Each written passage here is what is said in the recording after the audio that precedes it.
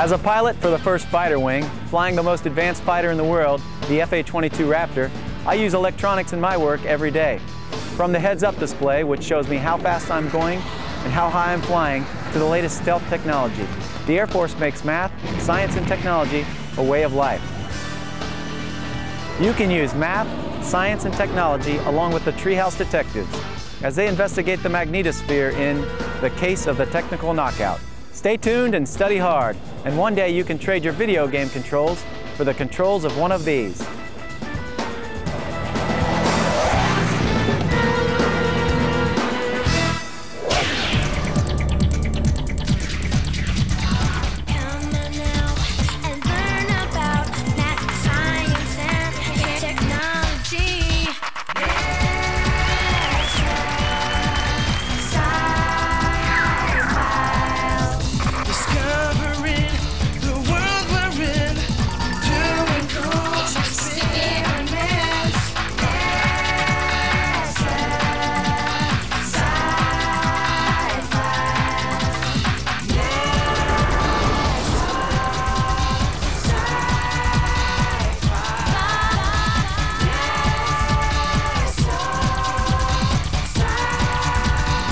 Be sure to look for the answers to the following questions. What are some other uses for a GPS? What star can we use to find north? How did the Vikings navigate without a compass or the stars? When you see this icon, the answer is near.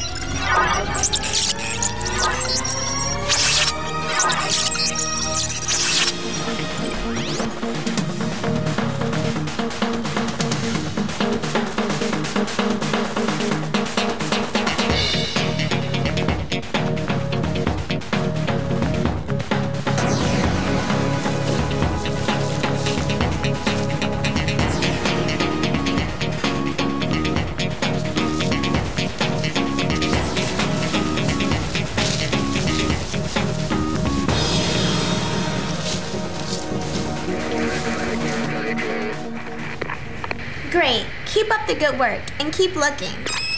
Hi, I'm glad you're here. We're close to finding our first geocache. You guys are quick.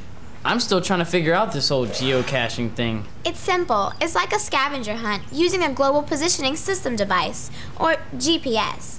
You create a cache, which is just a container to hold your treasure. Then you take it to a public park or another public area and you hide it, using your GPS to note its exact location. Because you have to post the exact coordinates on the internet. Exactly. So other GPS users can find the treasure in your cache. They take your treasure? They have to replace your treasure with the new treasure so others can find it. That makes sense. Miss Rickles told us all about geocaching when she gave us our geography assignment. What I can't figure out is how a GPS works. How does this thing know your exact location? And do I really want anyone to know my exact location? Well, you would if you were lost. That's true. I guess I need to do more research on how a GPS works. I know it uses satellites, but I'm not sure how. While you're up, do you think you could find the coordinates for some chocolate? It was a simple task. All you had to do was put batteries into the GPS. Batteries have nothing to do with the problem. It must be something... If the GPS doesn't work, or if it says we're somewhere we're not, then basically, we're lost. I can't believe it. Our position keeps changing, but we haven't moved. The GPS is giving us a lot of different coordinates. According to my compass, and our last coordinates, let me see. North is over here. I think I better get in touch with the other Treehouse detectives. Bianca, come here. This is Kate.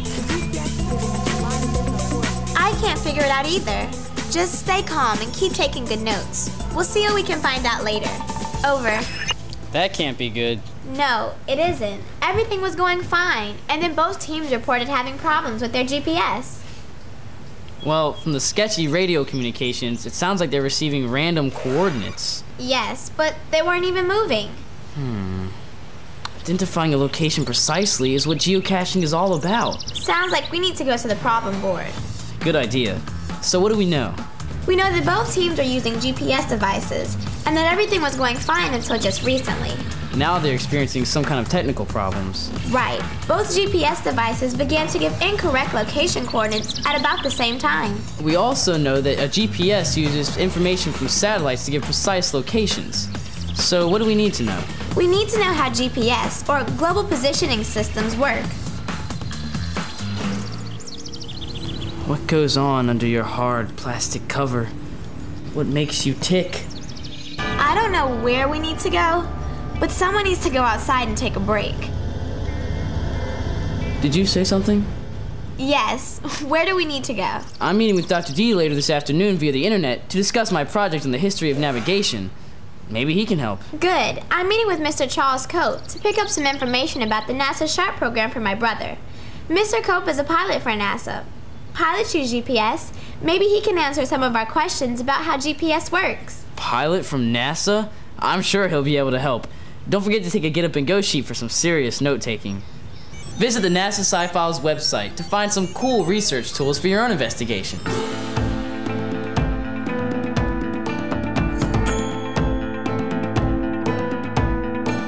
Guys, we're making progress. The GPS now says we're in Virginia. Of course it says we're in the middle of the Chesapeake Bay. But we're making progress. Guys? Guys? I hope that helps your brother out.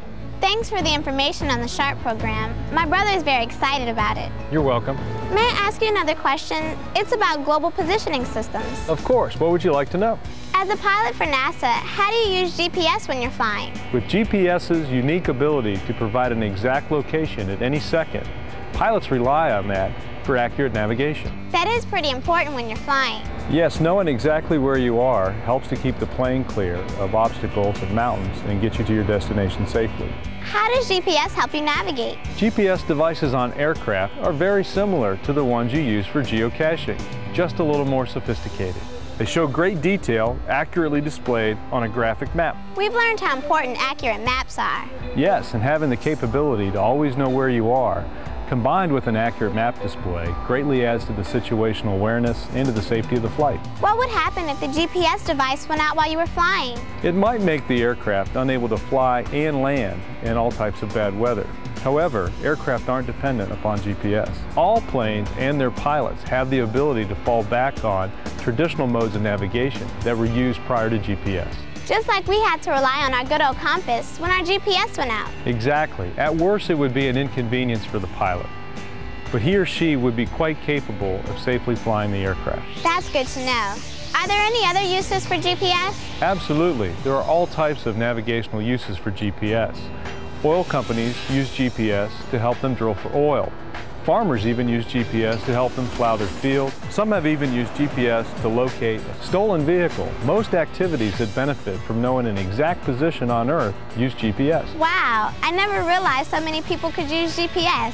Thanks, Mr. Cope. Maybe we could see GPS in action by taking a quick ride on one of your research planes. I didn't know you and your brother were interested in flying. The weather wasn't cooperating for our flight, but it was great to learn more about GPS. I hope Jacob's meeting with Dr. D goes well. We still have a lot to learn about GPS and navigation.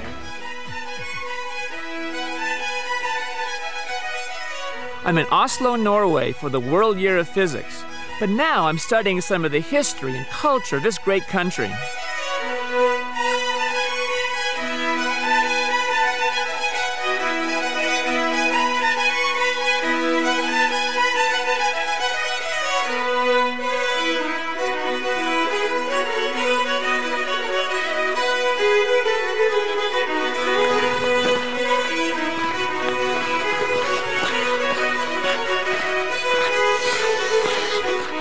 Wow, I better get to the Viking Ship Museum for my video conference.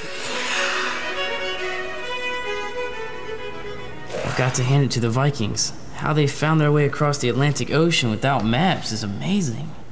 Well, they didn't have maps like ours, but they were pretty sophisticated navigators. Hi, Dr. D. I was beginning to wonder if you were going to find the museum. Well, it's easy to get distracted when you're doing research. And soon I'll be going to Untitled about the Arctic Circle to see the Northern Lights. Dr. D, isn't the Alomar LiDAR Observatory in Andenes? Yes, but how do you know about the observatory in Andenes? Ula and Nina, some of our fellow geocachers, live there, and they also happen to be members of the NASA Sci Files Kids Club. That's cool. If you send me their coordinates, I can meet them. Speaking of coordinates, as I mentioned in my email, I have some questions about the history of navigation. Where do you want to start? Didn't the Vikings discover America about 1000 AD, long before Columbus? That's right, the Vikings were excellent navigators and shipbuilders. This Viking ship, made of oak, is called the Oseberg. It is 22 meters long and was likely the burial ship of a Viking queen. The Gokstad was probably built around 890 AD. In addition to sails, it also had 16 pairs of oars. In 1893, a replica of the Gokstad sailed from Norway to Canada in 28 days without the aid of a compass. Wow, that's amazing. How do they navigate without a compass? The Vikings probably used stars to navigate. A star named Polaris, which is located above the Earth's North Pole, can be used to find north. I know. Polaris is sometimes called the North Star. It's always in the same place in the sky, and you use the Big Dipper to find it. Very good. But when the Vikings sailed in the summer months, they would have had difficulty finding the North Star. Why is that? Because Norway is so far north, there are places where the sun never sets in the summer. That's why it's called the land of the midnight sun. Even in southern Norway, it doesn't get really dark at night. Dr. D, how would they navigate without a compass or the use of the stars? Lots of ways. For example, they relied upon landmarks. They used ocean currents, prevailing winds, and swells, and they observed the migrations of birds and whales to find their way. Is it possible that they used the sun? Yes, they apparently used the sun's shadow and the rising and setting positions of the sun to find north. Okay, and if there are clouds? Some people think they used a sunstone to locate the rising or setting sun when there were clouds on the horizon. I have a piece right here. How does it work? It's called Iceland spar. Put a dot on top and look through it, you'll see two dots. You rotate it until both dots are equally dark, then the crystal points toward the sun. That's pretty ingenious. Of course, they would have loved modern navigational technology like this sextant, a seagoing clock, or especially a GPS. Our GPS, however, is causing us some problems. What do you mean? It's giving us lots of random coordinates, even when we're not moving. Interesting. It makes it hard to find a cache. I have a friend at NASA Langley Research Center who works a lot with global positioning systems. I'll email you his information. I'm sure he can help you. Until then, I can tell you where to get a good sunstone. Thanks, Dr. D. But after I finish my research, I think I'll just give him a call. What about this one? If we were putting Jacob's bike in our cache, I'd say great. Remember, we have to hide this when we're finished. Plus, I'll never get that on the plane. I wonder what my profit margin would be for these plastic containers in a yard sale. Note to self, investigate long-term investment potential in plastics. Did you read Bianca and Jacob's Get Up and Go sheets? Yes, and we still need to learn about how satellites and GPS work if we want to complete our assignment. Dr. D mentioned talking to a friend of his at NASA. Yes, maybe we can meet him after we finish making our geocache. And finding supplies for your camping trip. By the way, how is it possible that you get to go on a camping trip to Colorado? Isn't that expensive? These, Catherine, are the benefits of being on the board of a high-profile financial institution. You're a member of the board? Well, no, my mom is. She's taking me camping after our meetings. I'll tell you all the details when you take me to the airport. I can't take you to the airport. I can't drive yet. Oh, right. Note to self. Also, investigate investment opportunities in transportation companies. So what's up? How will the treehouse detectives find the geocache? What should they do if their GPS devices go out again? Find out in the next exciting chapter of The Case of the Technical Knockout. Be sure to look for the answers to the following questions. How do GPS receivers detect their distance from satellites? What is the electromagnetic spectrum? What is static electricity? When you see this icon, the answer is near. Dr. D's friend, Mr. Gano, works at NASA Langley Research Center. He develops new instruments for global positioning systems and has agreed to meet with us. Hi, Tony. If anyone can help us learn more about GPS, he can. Pretty good. GPS, or Global Positioning System, is a constellation system of 29 Earth-orbiting satellites that were originally designed by the U.S. military in the 1970s as a navigation system. 29 sounds like a lot of satellites. Why do you need so many? It takes 24 satellites to provide global coverage, leaving 5 spares. The orbits are arranged so that at any given time, anywhere on Earth, there are at least 4 satellites visible. Why do 4 satellites need to be visible? Your GPS receiver needs 4 satellites in order to determine its own location. How does our GPS locate itself? By using a simple mathematical principle called trilateration.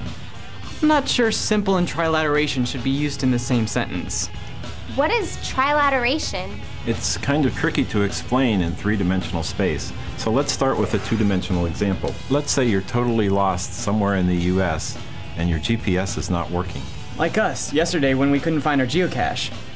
As you are trying to find where you are, a friendly person tells you that you are 1,000 kilometers from Boise, Idaho. Do you know where you are? No, I could be 1,000 kilometers in any direction from Boise. Exactly.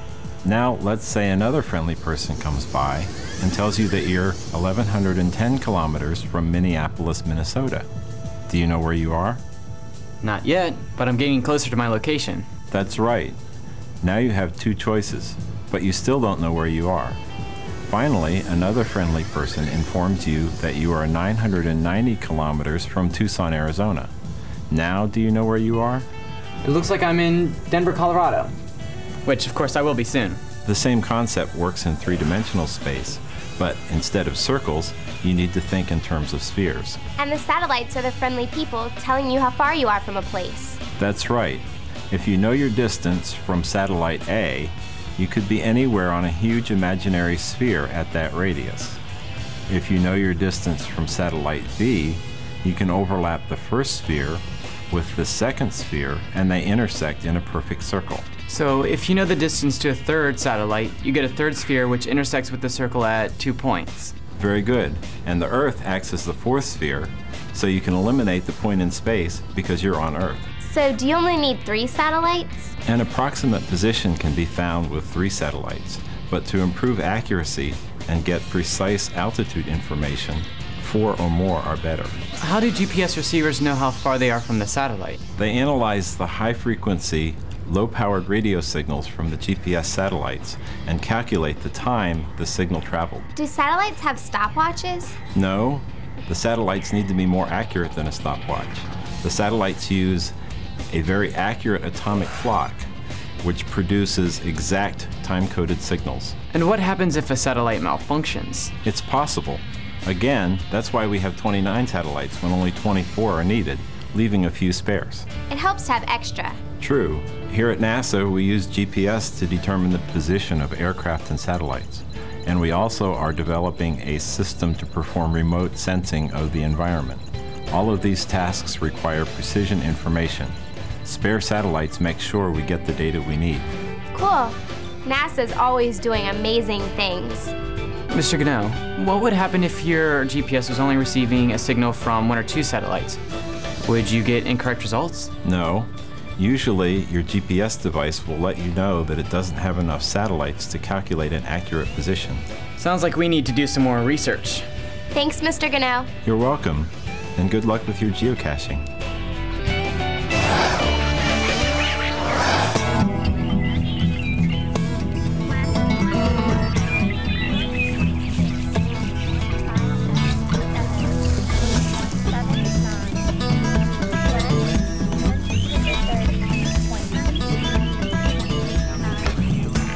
We're about 25 meters from where we were, and when we last experienced the problems with the GPS.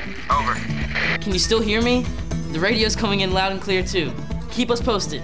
We should know really soon whether or not the technical problem was permanent. My guess is that one of the satellites was broken. Now, Jacob, don't jump to conclusions. And besides, Mr. Gano said that 29 GPS satellites orbit the Earth. It's possible, but not likely that they're all broken. I guess you're right. But what other explanation is there? Either way, if we want to complete our assignment, we have to make sure this works. It should be another 8 meters. A little to the right. I don't see anything. Another 5 meters. Oh, wait, I see something.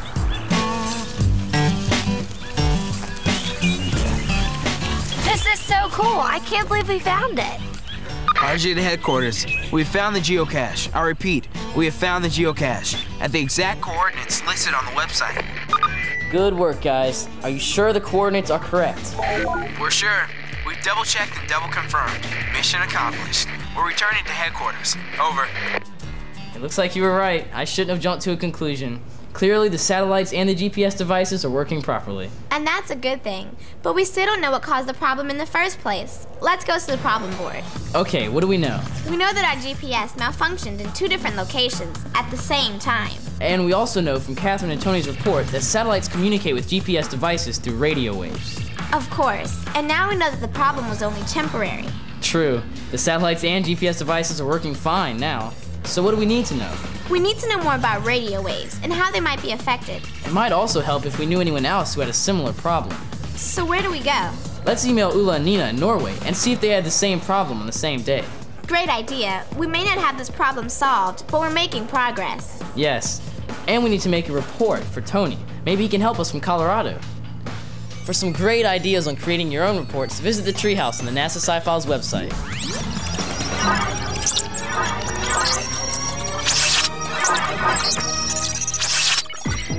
We read about the Treehouse detectives' problem with their GPS, but we weren't much help. We were not geocaching on the same day, and we haven't had any problems with our GPS. We decided to ask Dr. D about it when we meet at the Alomar LiDAR Observatory.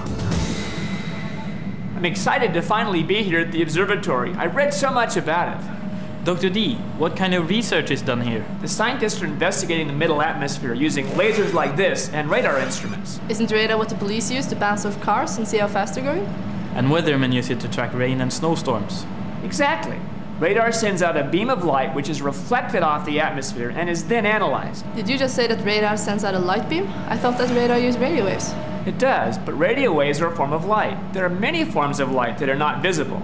Like what? Well, for example, this observatory uses microwave light to measure water vapor, infrared light to detect clouds, and ultraviolet light to measure the ozone layer. I've heard of ultraviolet light, and it's not visible. All these different forms of light are part of what is called the electromagnetic spectrum.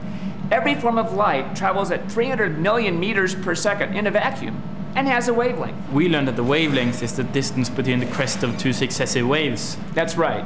Some radio light has wavelengths that are hundreds of meters long, where ultraviolet light wavelengths are very tiny, only about 1/10,000th of a millimeter. That's a big difference. It is. Light also has a frequency, which is its rate of vibration. Here, hold on to this spring. I'm going to make it vibrate and create what's called a standing wave.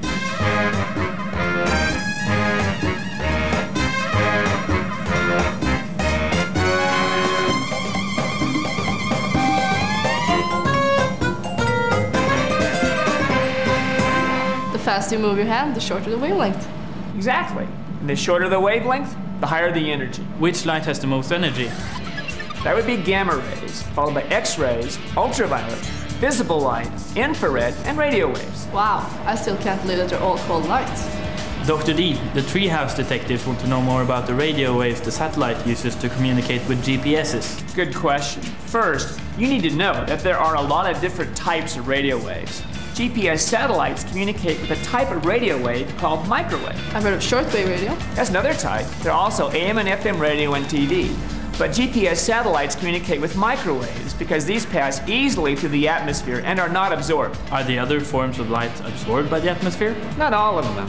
Ozone in the atmosphere absorbs most, but not all of the ultraviolet light. Fortunately, most of the X-rays and gamma rays are also absorbed. But visible lights get through pretty easily. Yes, the atmosphere is transparent to visible light. I heard that some radio waves, like AM and shortwave radio, can bounce off the atmosphere and travel great distances. That's correct. But FM radio and TV... I also mentioned that all radio waves can be created by moving electrical charges. And the Kids Club members said you might want to learn more about electricity to solve your GPS problem. I agree.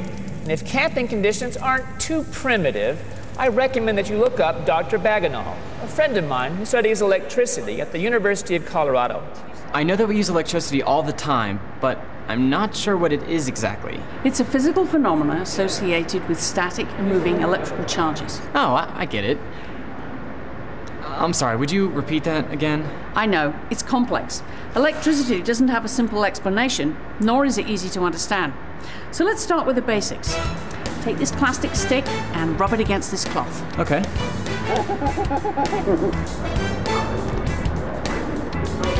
Okay, now take this other one, made of the same material, rub it with a cloth, and see if you can try and put the ends together.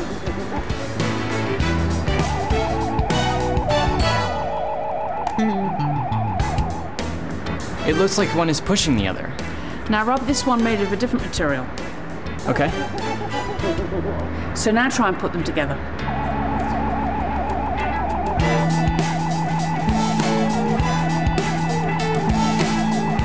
The different stick pulled the first stick. Why'd it do that? Well, let's figure it out. Do you remember the parts of the atom? Yes. There is a nucleus with protons and neutrons surrounded by electrons. That's correct. And the protons are positively charged and the electrons are negatively charged. And the neutrons are neutral. Very good. And positive and negative charges are attracted to each other. We call that the attractive force. Aren't all atoms basically neutral? Yes. But when you put different materials together, sometimes the parts of the atoms like to move. However, some nuclei like to hang on to their electrons stronger than other nuclei. The stronger nuclei gather electrons from the weaker nuclei. Is that what happened when I rubbed the two different sticks with the cloth? When you rubbed the first two sticks with the cloth, the electrons left the cloth and gathered on the sticks. And then because they were both negatively charged, they repelled each other. So why did the different sticks attract one another? Well, different materials cause electrons to move differently. Oh, I get it. With the different stick, the electrons gathered on the cloth, leaving the stick positively charged. Because one stick was positively charged and the other one was negatively charged, they attract each other. Yeah, I think you've got it. So this kind of electricity is called static electricity because the charges are stationary and don't move. Now, shuffle your feet on the carpet and then touch this metal object. I have a bad feeling about this. Shocking. Can you explain why? I'll try. When I shuffled my feet, I gathered electrons from the carpet, making me negatively charged.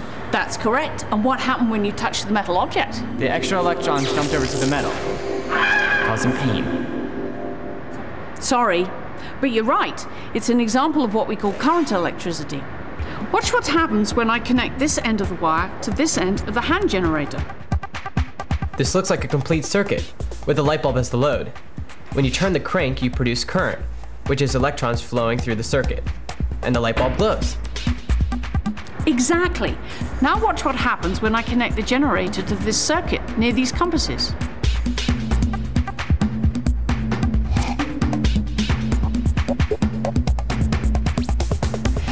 Wait a minute, the compasses moved. Why'd they do that? Initially, the compass was pointing towards the Earth's North Pole. When we cranked the generator to make the current flow, a small magnetic field was created. This field caused the compass needle to swing because the needle is itself a small magnet with a north and south end. Very interesting. The Treehouse detectives need to know about this. Thanks, Dr. Bagenal. You're welcome. I have some more experiments. I didn't know that electricity was so cool.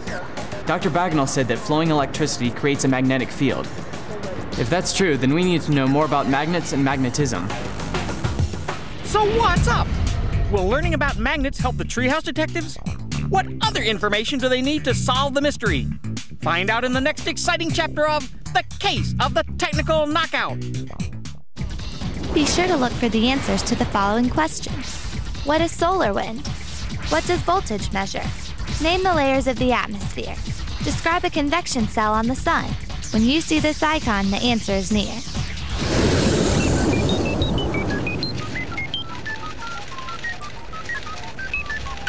What about a nice bag of beef jerky? Don't you think after a long day of hiking and geocaching, you might want some beef jerky or something of substance? Sorry, Jacob. Nothing perishable. We need to put things into our cache that are fun and interesting as treasure, not a meal. Well, I'm running out of ideas. What do you have so far? I had lots of food items. Signal flares. Might be hazardous in the forest. Cash or a gift certificate? Why don't we just put travel bugs in our caches? Hi, RJ. What are travel bugs? They sure don't sound like treasure. My dad got me this one on the internet. It doesn't look like a bug. It's not a real bug. Each travel bug has its own unique tracking number. So when someone finds our cache, they take out the travel bug and place it into a different location. Then they look up on the internet the travel bug tracking number, and type in the new location of the cache that they place it in. So your travel bug could travel to geocaches all around town? Actually, it can travel the world. How would that work? Let's say we place a travel bug in our cache, and then someone from New York is geocaching in our area. They take the bug back to New York and place it in a cache in their city. Someone from London visits New York to geocache, and then they take it with them back to London. What a cool idea. We have to get some travel bugs. We have one, but we can get some more. Our travel bugs could see the world. How cool is that? Wait a minute, we're getting ahead of ourselves. I know working on our caches is part of the assignment, but we still haven't solved our problem. I was reading Tony's report on electricity, and he said we need to learn more about magnetism. I think Ula and Nina are meeting with Dr. D again. Hopefully we should get their report soon. For great ideas on creating reports, visit the Treehouse in the NASA Sci Files website. I'm really looking forward to the Northern Lights Festival tonight and hopefully seeing some auroras with the Kids Club members. Ondeness is the perfect spot for viewing auroras because it is located directly under the aurora oval. Of course, Nina and Ula are also investigating magnetism for the Treehouse detectives. This is a good place to start. We know that magnets have a north pole and a south pole. And the two north poles repel and the north and the south pole attract each other. Very good. Let's demonstrate that by having you push like poles of these two magnets together.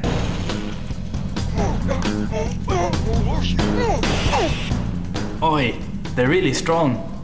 Let's take a look at the magnetic field of this permanent bar magnet.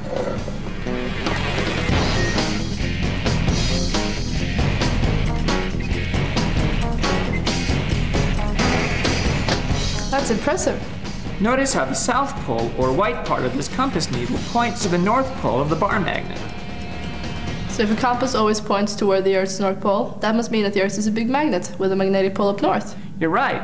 The Earth's magnetic field looks very similar to the field of this bar magnet. I heard that the Chinese used a lodestone to produce their first compass. Historians think so. Here is a piece of lodestone, a naturally magnetic rock. If I float it on this foam, it will point north. Doesn't magnetism have something to do with electricity? Yes, it does. Magnetic fields are produced by moving charges. Let's make an electromagnet by having an electric current flow through this wire, which is wrapped around an iron bar.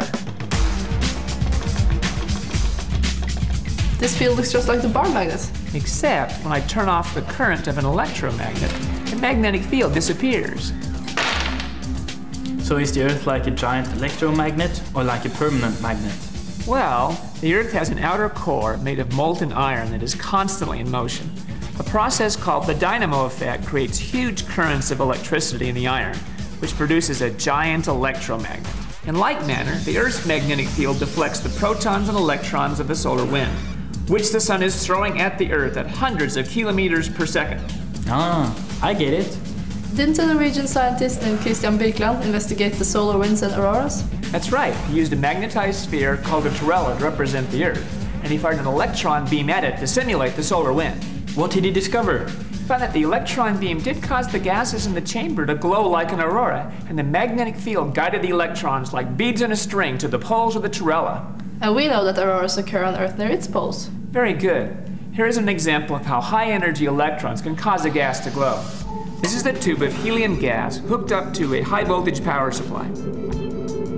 The tube is glowing pink. Each gas gives up its own special color. Here is neon gas, which looks orange. It's like the lights I've seen at restaurants. That's right. Auroras produce greens, blues, and reds when electrons collide with oxygen and nitrogen atoms hundreds of kilometers above the Earth's surface. Auroras certainly don't look that high. Dr. D, wasn't there a problem with Birkeland's theory? Yes, he had the misconception that it was electrons coming directly from the sun that caused the aurora. Well, where do they come from? They do come in part from the sun. The solar wind compresses the magnetic field on the day side of the Earth and stretches it into a long tail called the magnetotail on the night side. Electrons from the solar wind flow around the day side and into the magnetosphere at the tail. Then what happens? The electrons in the magnetotail are then pulled back down toward the poles at increasingly high speeds by electric forces. These are called Birkeland currents. And when they collide with the gases in the atmosphere near the poles, we have an aurora. Exactly. But to really understand auroras, you must first learn more about activity on the sun, like sunspots and flares. Thanks, Dr. D. Let's get a report on magnetism ready for the Treehouse detectives. Maybe they can help us investigate the sun.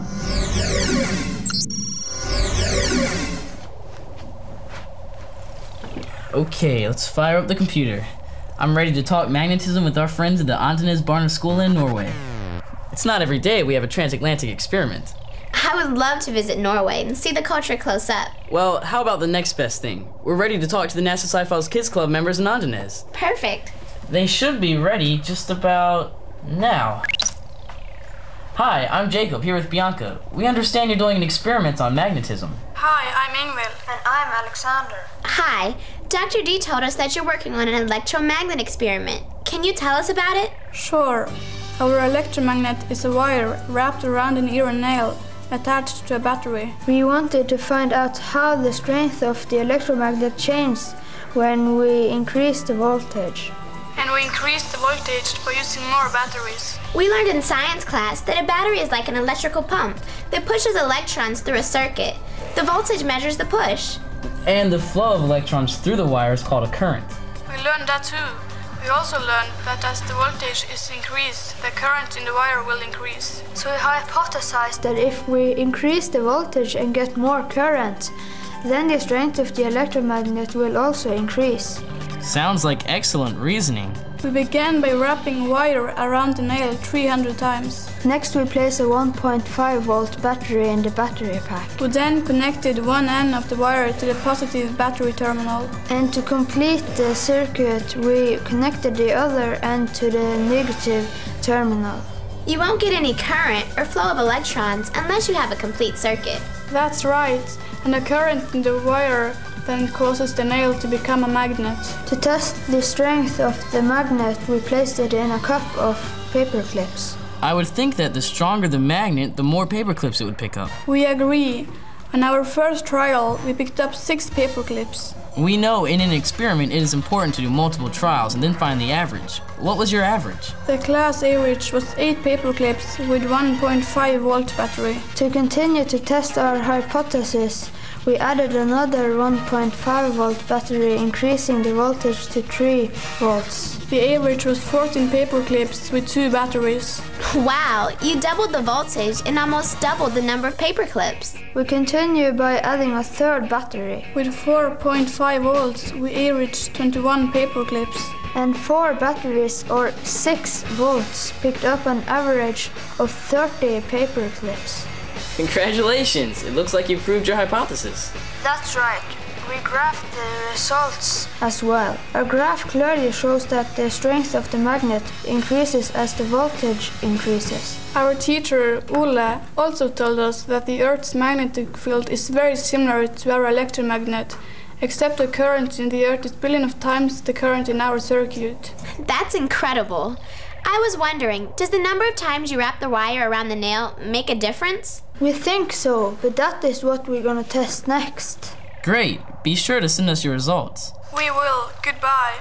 From Andenes Barneskole, Norway. I can't believe all the cool experiments we've seen. Anthony and Dr. Bagenal, Dr. D and the Kids Club members, and now the Kids Club in Norway. Clearly there's a connection between electricity and magnetism, but I'm not sure how. I'm still sorting through Ula and Nina's report on auroras. Dr. D also said that before we can fully understand auroras, we need to learn more about the sun. I completely forgot about the sun. How are we going to learn more about the sun? Don't worry, I've done some research on the internet, and NASA does lots of research on the sun. Of course, the answer is NASA. Let's go. Slow down. Ula and Nina also reported a teleconference that they had with North Shore Christian Academy in Everett, Washington. Oh, I see. I think. Before learning about the sun, they talked with the students at North Shore about the layers of the Earth's atmosphere. The layers of the Earth's atmosphere. You know, the troposphere, closest to the Earth, and the mesosphere, which is very cold and the air is very thin. And of course, the thermosphere and ionosphere where most of the auroras occur. Jacob, I'm impressed. I've been doing more than surfing the web and reading reports. Every once in a while, you have to go old school and use books. Well, I'm glad you haven't forgotten such a great resource. But we still need to learn more about the sun. Well, we're in luck. Catherine and RJ are meeting with Dr. Nikki Fox to learn more about the sun. She's at the Johns Hopkins Applied Physics Laboratory and works with scientists at NASA Goddard Space Flight Center. I'm sure they'll find the sun very illuminating. Very funny, but I can't wait to read their report. Well, most of what we know about the sun comes from measurements from various instruments and satellites, and they observe things such as the sun's size, mass, surface temperature, and brightness. Various instruments and satellites? What kinds of satellites? Well, there's SOHO, which is designed to study the internal structure of the sun, and ACE that studies the solar wind that comes from the sun. And then there's also Polar, Timed, and POSE that monitor how this solar wind interacts with the Earth's magnetosphere and causes auroras. And of course, we're all looking forward to the launch of Stereo, which is being built here at the Applied Physics Lab, and it will get the first three-dimensional images of the sun. So that's how you know so much about the sun. Well, satellites are very helpful, but there's still much more to learn. Let's start with the basics. The sun is an average star. It's not the brightest star, and it's not the hottest star. In fact, scientists actually classify it as a dwarf. A dwarf? I thought it was really big. Well, remember that size is relative. Compared to the Earth, the sun is huge. The diameter of the sun is about 110 Earths strung together. If you think of the sun as a basketball, Earth would be a tiny BB, but there are stars that are much bigger. Then why don't the other stars look bigger than the sun? Well, that's because they're so much farther away. The sun is 158 million kilometers away from the Earth. However, the next closest star is Proxima Centauri, and it's so far away that its distance has to be measured in light years. Wow, that's far. And fast. What is the sun made of? It's mostly made from hydrogen, with some helium and a few other elements. It also has 6 layers. The Earth has layers. Are the sun's layers like the Earth's? No, because the sun is not solid like our Earth, they're quite different. The sun's layers consist of a core, a radiative zone, a convective zone, and then there's the visible surface known as the photosphere, the chromosphere, and finally the outermost layer, the corona. So if the sun is not a solid, then is it gaseous? No, it's neither. It's actually a plasma. Of course. I was just reading about plasma being the 4th state of matter. That's correct. And because this plasma is hotter in some places than others, it creates convection cells in the convection zone of the sun. What are convection cells? Well, they look just like rice grains, and scientists call this granulation. The bright center of each cell is hot rising material, and the darker edges are cooler gas falling to be reheated, just like water boiling.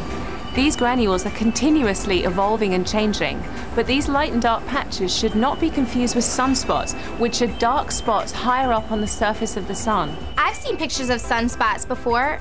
Are they very big? Well, the average size of a sunspot is about the size of the Earth. I'd say that's pretty big. What causes sunspots? Well, just like the Earth, the sun has poles and a magnetic field, and sunspots are created when this magnetic field interacts with hot plasma at the sun's surface. The sun has poles and a magnetic field? Cool. Well, not really cool. Well, sometimes this magnetic field causes the plasma in a sunspot to burst from the surface of the sun in what's known as a solar flare. Do solar flares affect the Earth? Or satellites? Well, solar flares do release a tremendous amount of energy, and that can affect the Earth and our satellites in lots of different ways. It sounds like we need to learn more about solar flares. Thanks, Dr. Fox. So what's up? Could solar flares be responsible for the problem with the GPS? Will the Treehouse detectives figure out what happened to their GPS devices? Find out in the conclusion of The Case of the Technical Knockout. Be sure to look for the answers to the following questions. In which layer of the atmosphere is the ionosphere? What is a coronal mass ejection? What is space weather? Explain a solar cycle. When you see this icon, the answer is near. But, I think it's...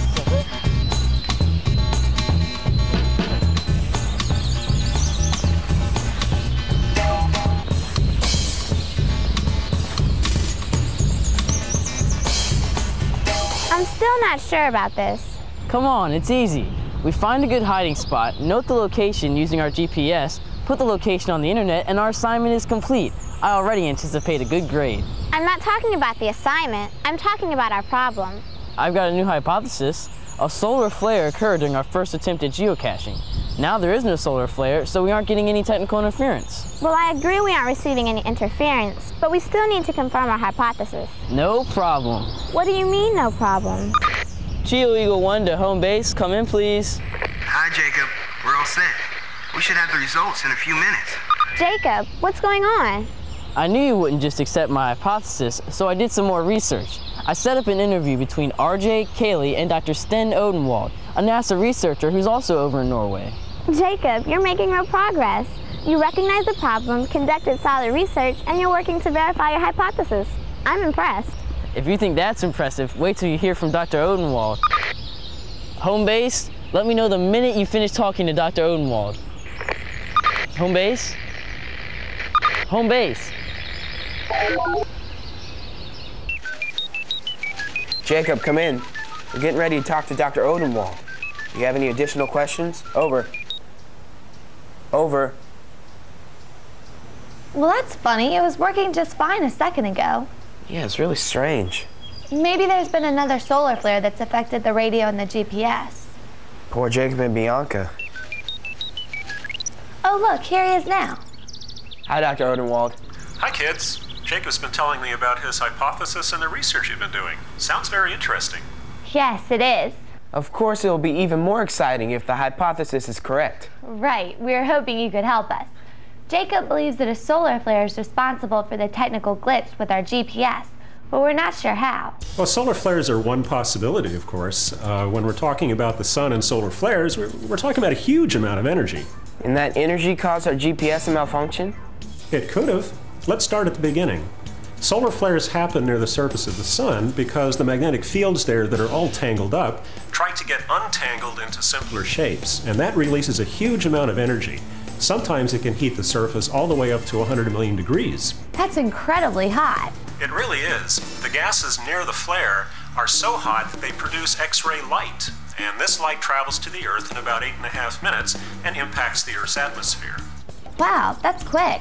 And when the X-rays arrive, they disrupt the ionosphere on the daytime side of the Earth. We learned that the ionosphere is part of the thermosphere, where there are a lot of charged particles and free electrons. That's right, and these disruptions can cause shortwave radio blackouts that last for hours. We also learned that GPS communicates using radio waves. And because solar flares affect radio waves, Jacob's hypothesis is right. Well, again, solar flares are only one possibility. You could also have coronal mass ejections and superflares. What are coronal mass ejections? Well, during some of the largest solar flares, the same magnetic changes that produce the flare can actually launch a billion-ton cloud of charged particles into space. These are called coronal mass ejections, or CMEs. Do these clouds affect radio waves? Oh, yes, they can. They also produce some of the most intense and widespread aurora. The thing is that they travel to the Earth much slower than the X-rays do from typical solar flares. It usually takes about 1 to 4 days for a CME to arrive at the Earth. What is a superflare? Well, fortunately for us, superflares are not very common. When they happen, though, they produce an amazing amount of energy. How would a superflare affect the Earth? Well, if you're an astronaut in space, a superflare could produce a life-threatening dose of radiation. Historical record also shows that some of the most powerful flares we've seen so far can produce satellite damage or loss of function. Then our GPS really wouldn't work. Well, that's right. Even the CME from a modest superflare like the one in 1989 caused a blackout in Quebec. Wow, radiation, power shortages, these superflares sound extreme. It's easy to see how something as strong as a superflare would have an effect on our GPS. But what effect would an average solar flare have? Well, space weather includes all solar flares, CMEs, and superflares can disturb the ionosphere. These disturbances slow down the speed of the radio signals sent to the Earth from the GPS satellite, and the speed can vary from minute to minute. And if the signal takes longer to get to Earth, then our GPS receiver will think that the satellite is further away and give the wrong position. Because the speed changes from minute to minute, the GPS location varies as well. That's exactly what happened to us. What we need is some way to predict space weather. And then we would know the best time to geocache. And we'd be able to better protect and prepare our astronauts in space. Well, that's right. NASA's been working for years to understand the complex relationship between the Earth and the Sun using sophisticated satellite systems such as ACE and SOHO. We also work with the image and timed satellite systems and sounding rockets launched here in Norway to study auroras and how electrons and auroral particles flow. So NASA is at work all around the world. That's right, and we work with communities of scientists and researchers all around the world to try to understand how space weather affects the Earth. Thanks, Dr. Odenwald. You may have actually helped support Jacob's hypothesis. And solve our problem with our walkie-talkies. Did you say walkie-talkies? Yes. We lost our radio signal with Jacob just before we called you. There must have been another solar flare that affected both the walkie-talkies and the GPS, because they both use radio waves. Yeah, but walkie-talkies don't usually use radio waves to travel up to the ionosphere and then back down. They usually use what's called a ground wave, which is basically line of sight between the receiver and the transmitter. Oh no! Our hypothesis is incorrect. What do we do now? Well, don't panic. You did use careful reasoning after all, and your basic hypothesis about the GPS problem could still be correct. You just have to do more research. Perhaps there's a way for us to find out if we had any solar activity on the first day of our problem and today. Ah, I think you're onto something. I've got a friend at NOAA who might be able to help. I'll give you his email address. But what about our walkie-talkie problem? Well, walkie-talkies might require a completely separate hypothesis. Think about a common problem that affects small electronic devices when they're in the field. What would that be? How about bad batteries? Take care, kids. Good luck.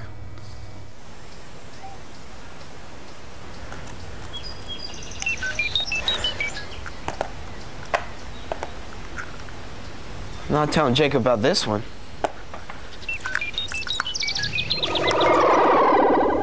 Thanks, RJ, and good work. I thought I lost you for a few minutes, but I understand when nature calls. Over. Well, I got lucky. My hypothesis is correct after all. I think it was more than just luck. You did good research. We all did good research. Now all we need to do is plan our geocache and complete our assignment. Let's not congratulate ourselves just yet. RJ said that no one might be able to confirm our hypothesis further. That's true. You don't always know for certain that you're 100% correct. Right, but hopefully they'll be able to help us get closer to the answer. Let's plan our cache and wait for Tony's report from NOAA. I'm ready for coordinates. North 37.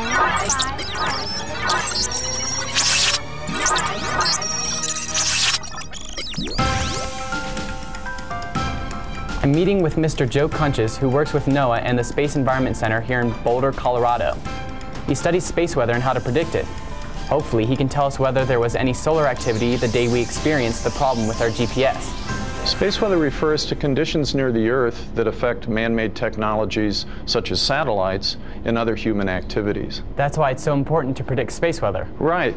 Satellites were once rare and mostly government-owned, but today they are more numerous and many are commercially owned. So that's why it's important to know where and when they may be affected.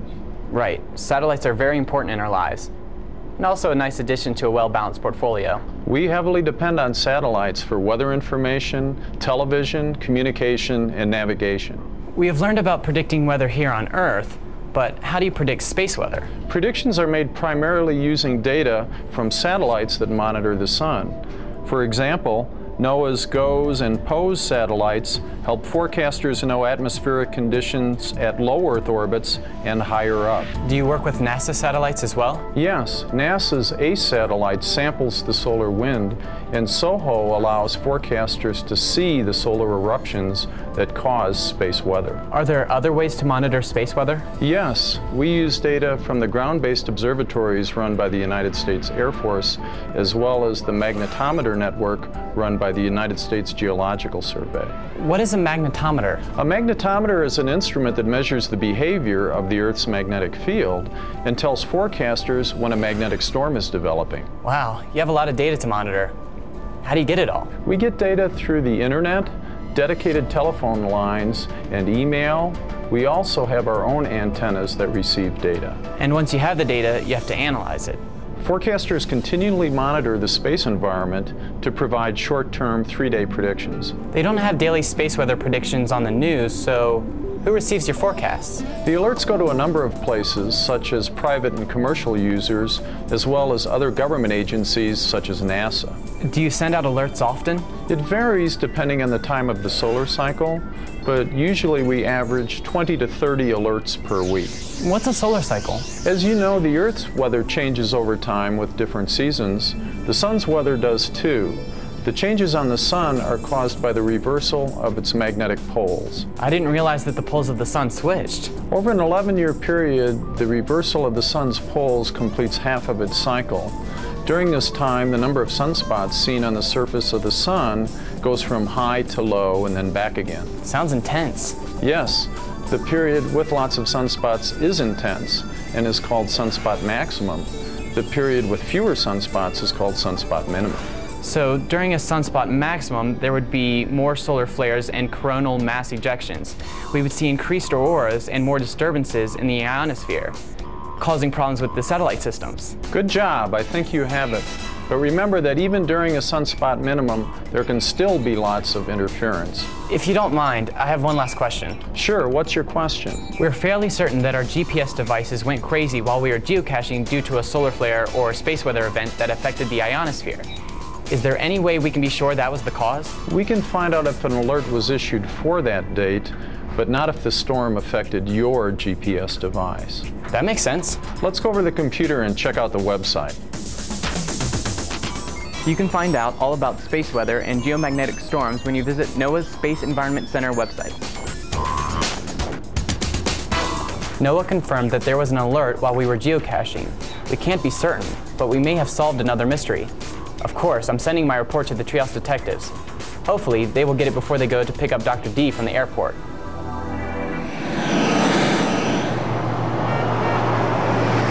Look, it's Dr. D. Hi, Dr. D. We solved our mystery. That's great. Did it have anything to do with batteries? That's funny. Dr. Odenwald mentioned the same thing. We did have a small battery problem, but not with our GPS. Batteries aren't the problem. Remembering to check them can be. Right. To solve our GPS problem, we actually researched electricity, magnetism, space weather, and auroras. We've learned all about how GPSs work. It's amazing how many new things we can learn while we're trying to find the solution to our problem. I was thinking about your problem as I was watching the auroras in Norway. It appears to me that the same space weather events that influenced the auroras probably also affected your GPS. Dr. D, why didn't you tell us earlier? We came to the same conclusion. Isn't it more fun to find the solution yourself? You're right, and Tony's report from Colorado finally nailed it down. Dr. Odenwald told us that storms on the sun can affect the ionosphere in ways that slow down the GPS signal, so that the receiver reads a false distance. And Tony told us that there had been a space weather advisory the day that we had the problems. But don't worry, Dr. D. We know that that doesn't necessarily mean the storm caused the problem. But it is a very possible solution. Did you consider a multi-path signal error? What's that? It's an inaccuracy caused when the GPS signals bounce off of buildings or large rock surfaces. Well, we weren't around any buildings, and I don't remember seeing any large rocks. I don't mean to alarm you. I really think your explanation is probably the best in this situation. I'm just trying to keep you on your toes. Thanks, Dr. D. Can you tell us about the auroras that you saw? What colors were they? Did they really dance around in the sky? Yes, they did. So let's take one question at a time. Colors of the auroras were absolutely wonderful. Mostly kind of a pale green, a little red along the borders.